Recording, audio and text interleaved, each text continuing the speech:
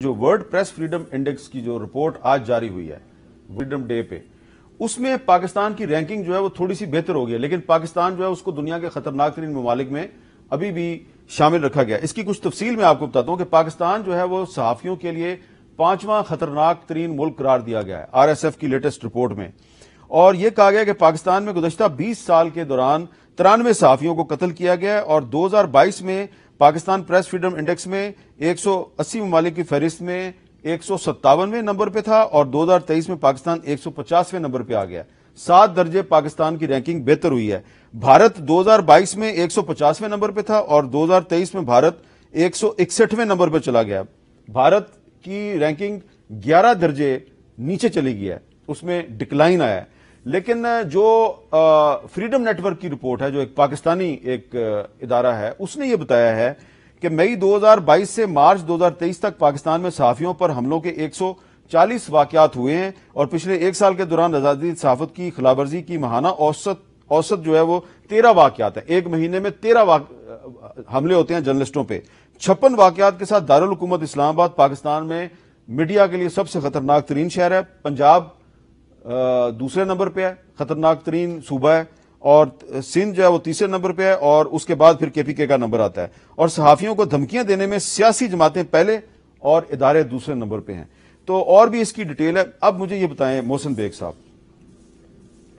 کہ یہ جو ایک فریڈم نیٹ ورک نے کہا ہے کہ صحافیوں کو دھمکیاں دینے میں سب سے زیادہ انوالومنٹ پولیٹیکل پارٹیز کی ہے، کوئی ایک پارٹی نہیں، ساری پارٹیز، کبھی کوئی کبھی کوئی۔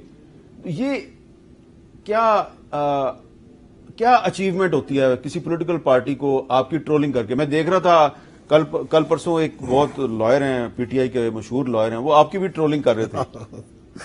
بیسیکلی میر صاحب، یہاں پہ پولیٹیکل پارٹیز اگر آپ ان کی منشا یا ان کے منشور کو ٹو کریں، ان کی لائن ٹو کریں، ان کو فیور دیں، تو وہ آپ کے ساتھ ہیں۔ اگر آپ سمجھیں کہ وہ آپ نے کوئی ٹرو سٹوری یا ان کا کوئی سکینڈل یا ان کی کوئی ایسی چیز کر دی ہے تو نیچرلی، لیکن ایک اور مسئلہ بھی ہے، ان کا تو نام آ جاتا ہے، نمبر بھی آ جاتا ہے، تصویر بھی آ جاتی ہے، تو جو بغیر نمبر والے دھمکیاں دیتے ہیں ان کا تو اس میں رپورٹ میں ذکر نہیں ہوگا، کیونکہ ان کا نہ نمبر آتا ہے نہ تصویر آتی ہے۔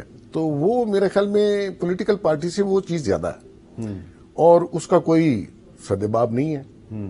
اب یہ ہے کہ میں یہ سمجھتا ہوں کہ کچھ بہتری یہ آئی ہے کہ چلیں ایف آئی اے صحیح، کم سے کم بندہ اپیئر ہوتا ہے کورٹ میں، تھوڑا بہت کوئی گھر والوں کو آسانی ہو جاتی ہے، کوئی لائر، کوئی تنظیمیں ہماری پہنچ جاتی۔ پہلے تو بندہ غائب ہوتا تھا، پتہ ہی نہیں چلتا تھا کہاں گیا، آپ کو بھی پتا ہے۔ تو میرے خیال میں اس حساب سے کچھ تھوڑا سا سسٹمیٹیکلی کوئی شعور آنا شروع ہوا ہے معاشرے میں۔ لیکن حکومت تبدیل ہونے سے صحافیوں کے حالات تبدیل نہیں ہوتے۔ دیکھیں، وہ بالکل ایسا ہے کہ کیونکہ یہ جو ہماری اسٹیٹ ہے، ریاست ہے، ریاست کے اپنے بہت سارے مسائل ہیں۔